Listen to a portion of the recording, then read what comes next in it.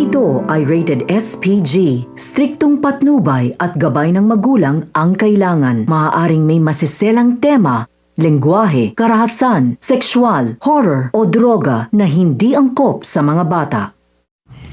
Matapos ngang hindi makuha ni Edward ang sagot sa kanyang ama, ay umalis na nga ito. Ngunit kinausap naman ni Regina itong si Greg at tinanong kung bakit ba hindi niya magawa na mahalin at hindi niya magawang magbigyan ng pantay na pagtingin itong si Edward. Ngunit dito na nga sinabi nitong si Greg Torrecampo na alam naman ni Regina ang buong katotohanan at kung bakit hindi niya magawang tanggapin itong si Edward. Sinabi ni Regina na wala siyang maisip na dahilan para hindi tanggapin nitong si Greg Torrecampo ang kanyang anak. Ngunit natulala siya nang sabihin nitong si Greg na matagal niya nang pina-DNA test itong si Edward dahil nahuli nga niya ang panlalalaki nitong ang si Regina, ngunit hindi na lamang siya nagsalita.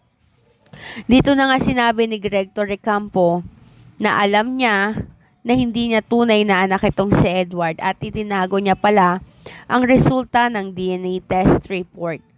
Agad niya nga yung ipinakita dito nga kay Regina at nagulat nga itong si Regina matapos niyang malaman na matagal na palang alam ni Greg ang katotohanan.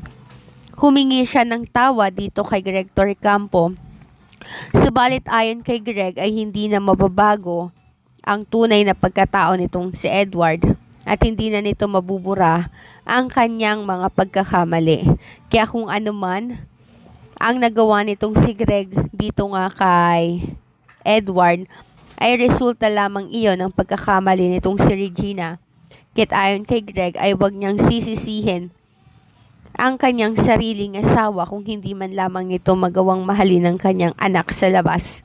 Dahil noon pa man ay hindi niya naman magawang aminin sa kahit na sino ang kanyang pagloloko.